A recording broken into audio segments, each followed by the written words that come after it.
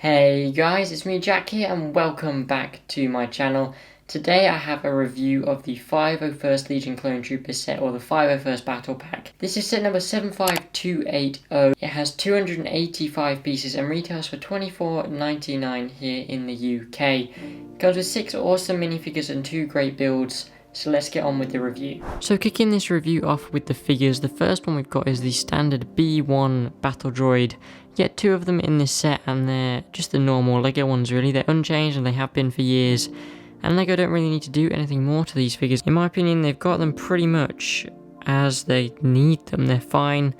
And yeah, they come with the normal black blasters and you just get the 2 in the set. Next up is the 501st Trooper. It's the new design 501st Trooper. The blue 501st printing throughout this figure is really great. It goes from the torso down into the legs. You've got blue kneecaps and then they've got boot printing as well, which I think is really great. The helmets look great. They have grown on me. When I saw them in the picture, I wasn't a fan of the grey cheek shadowing, but having them in hand, they really do work quite well and they look really nice. Probably better than the last version of the 501st Trooper we had. Then one of the big differences is that you only get white arms, not blue arms. Now, once again, this is something that I didn't like looking at the pictures, but having them in hand, this is something that I've changed my opinion on, and I think that these troopers do look better with the white arms. It would have been great if LEGO started doing arm printing on their clone troopers, obviously to get some blue detailing in there, but that costs a lot and I just can't see that ever happening. If I slip the helmet off on this trooper, you'll see that they've got the new design face, much more accurate to the face of Jango Fett in the Attack of the Clones movie, and obviously they should be because that's who these characters are based off. So it's good to see that LEGO have updated the headpiece there. This trooper has a new blaster. It's a new piece that LEGO have added to the end of their long rifles. Makes it look a lot more accurate to the long blasters that the clones use in the TV show. In this set you do just get this piece right here. It's a new piece that goes on the end of the blaster. There we go, it just sits on the end of the blaster like that. Makes it look a lot more accurate to the blaster we see them use in the TV show. Spin it around to the back, you do just have some back printing on this figure as well. So nice touches and it's a really great figure all round. Then the final figure you get in this set is the 501st Jet Trooper. We see these guys in season 7 of the Clone Wars at the start of the first part of the finale, hidden under the bridge with Rex. This is a really great figure. I think I've done an amazing job with the printing on the helmet. It looks really good. The blue and red markings on the top half there look fantastic. And I'm liking that they filled the cheek area in blue instead of grey. I don't think the grey that we see on the normal troopers would have worked in this figure. The torso printing is also really nice, and these figures having the blue arms makes them pop a little bit more and stand out more.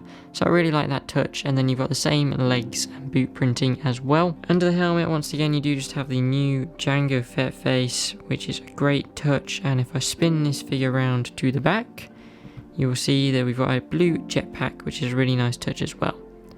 So that is all for the figures in this set, guys, so we'll better get on and have a look at the builds. So in terms of the builds in this set, I'm going to start out by taking a look at the speeder.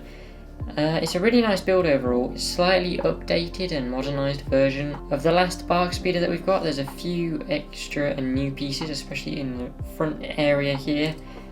One thing I would say is this set as a whole has quite a lot of stickers. There's more on the AT-RT than on the speeder, and on the speeder they're not really too much of a problem. This one on the front here is fine. The one thing I would say is that all of the visible surfaces of this piece on the back are stickered, and I think that LEGO could have maybe done just a printed piece for that. I think that would have been a lot easier. One other thing I think this set does miss is there's nothing on the bottom of this speeder for you to push it around a surface. Like there's none of those clear inverted disc pieces that allow you to smoothly push the thing along. I think that perhaps that's something that should have been included in this set.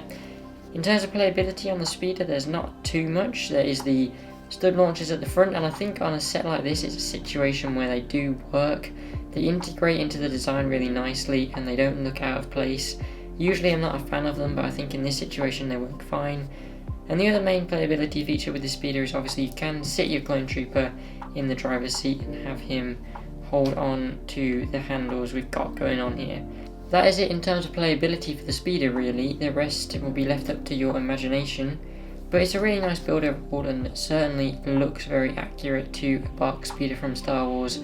So I think it's a really great little build to have in this set. Moving on to the ATRT, it's definitely less good than the speeder. I'm going to start out with the bad points and then I'll move on to some more positives about it. Firstly, there are a lot of stickers, as I mentioned. They're all over this main section at the front here. They move down into the legs as well. And the main bad thing about this build is the cannon at the front. Like, what's going on with this main gun? This did not need to be a stud launcher. I think they work great on the speeder.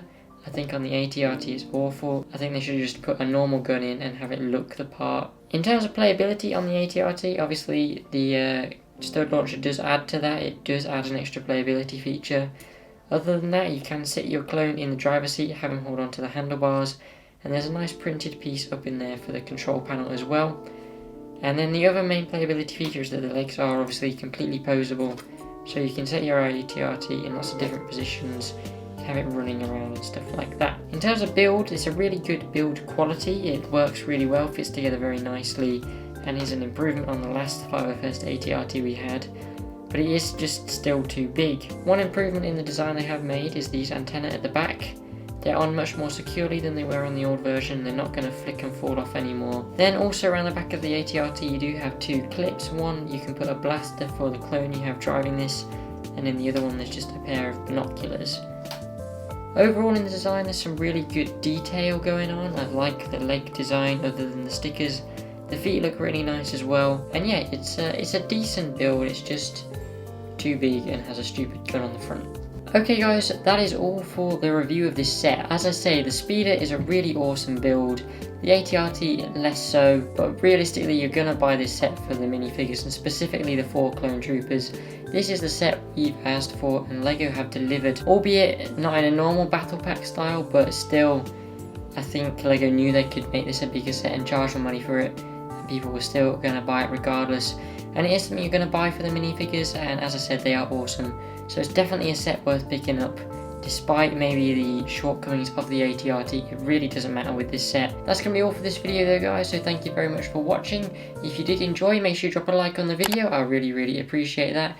And definitely do not forget to subscribe to the channel if you want to see more LEGO Star Wars videos. That's going to be all for this one guys, so thank you very much for watching, and I'll see you soon with another one. Goodbye.